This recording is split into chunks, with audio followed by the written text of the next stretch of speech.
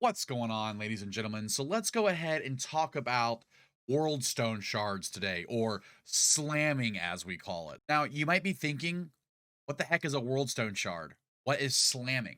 So, slamming is just the term that people use to corrupt an item with a Worldstone shard in Project Diablo 2. Essentially, what a Worldstone shard is, it's an item in the game that allows you to add extra affixes to your current items on your character. Diablo is going to slam us through sockets into the string armor. Sockets, go sockets. Or it can do what we call brick your item. Okay, fuck it. It's gone. All right, here we go. It's still alive. It's still alive, boys. Here we go. Another one. Another one. Now, bricking your item essentially just turns it into another rare item. So you could slam a Viper Magi armor with a Worldstone shard, and it can turn into just a rare piece of crap armor. So you can essentially delete your item, or you could slam +1 skills on your item. Let's go ahead and go into and dive deep with all the different corruptions and how they can affect your character. Let's go ahead and jump in the game first and actually show you exactly how to slam an item. Okay, guys, so to do this, it's very simple. All we're going to do is we're going to put the item that we want to corrupt into the Herodric Cube with our Worldstone.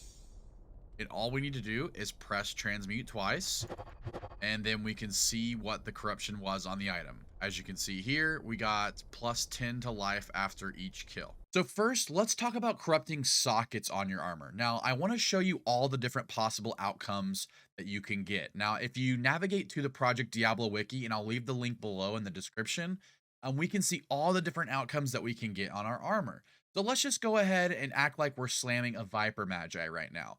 Now, the armor can slam up to an additional 3 sockets into it. So if you corrupt it, you can get possible 3 sockets. Now, you could also get different modifications for it. And if you go down the list and you check, you can see chest corruption mods. And you can also see the chance of each different modifier for that item. So for instance, our Viper Magi, we could go ahead and slam and get +1 skills on it. We could also slam and get 3 sockets. We could also slam it and get +10 faster cast rate.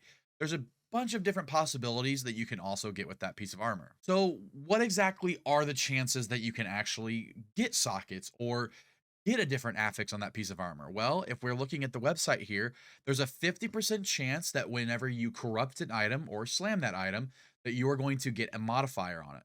There's a 25% chance that that's going to turn into a random rare, or what we all know as bricking the item. There's a 25% chance as well to roll sockets on the item. However, I want to note something here that's very, very important. If the item cannot roll sockets, so let's just say a ring or an amulet, or I don't know, a pair of boots or a pair of gloves, then it's a 50% chance for that item to be deleted.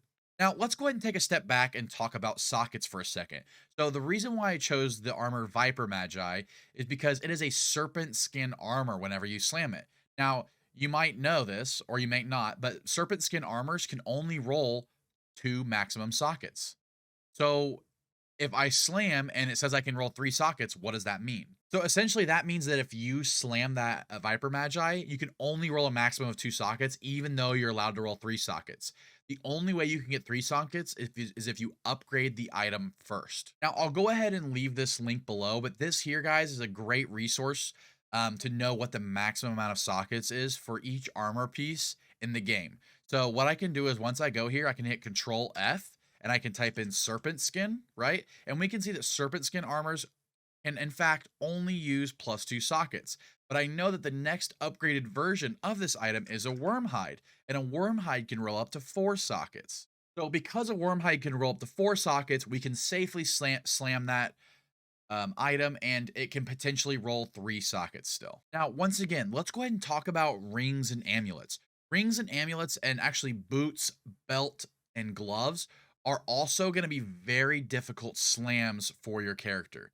The reason why I say it's going to be difficult is because there's a 50% chance that the item gets deleted and a 50% chance that it can add an affix because those cannot roll sockets. So you can't, that 25% chance to roll a socket on it is gone. You can only roll an affix on the item or you can only delete that item. So you need to be very careful and pick and choose wisely about which items that you slam. Pro tip, try not to slam something if it's going to brick your build. Now let's go ahead and talk about the second modification item that they've added to the game. This is called a Larzix Puzzle Box. So a Larzix Puzzle Box is an item that can add sockets to other items. The amount of sockets depends on the piece of item. So we can go ahead and go to our wiki here and we can see that armors such as helmets, chests, and shields can roll a maximum of 2 sockets. One-handed weapons can roll a maximum of 2 sockets with the Larzix Puzzle Box. Two-handed weapons can roll a maximum of 4 sockets. So you can see the endless possibilities with this, right? You could chase a +1 skills corruption on a helmet, and then you could do a Larzix Puzzle Box on that helmet and have 2 sockets +1 skills. The combinations and the different things you can do can really push your character to excel in in-game maps. So I want to go ahead and give you guys an example of an item that is corrupted and it is puzzle boxed. So you can see here on the screen here, we have a Trangul's armor that has been corrupted with +1 all skills. And then we used a puzzle box on it to roll 2 sockets. So this is an example of some of the in-game GG items that you can get with PD2. There's so much potential and it adds so much depth to a game that doesn't have that much depth to it. Yeah, guys, thank you for watching today's video. I hope you learned something about corruptions and I hope you make the right decision the next time you go to corrupt an item. I do stream regularly on Twitch, usually every day between 10 and 5 p.m. Eastern time. You can go ahead and check the links below in the description where you can find me. Anyways, thank you guys so much for watching. Don't forget to like the video, hit the subscription button, and good luck finding those burrs out there.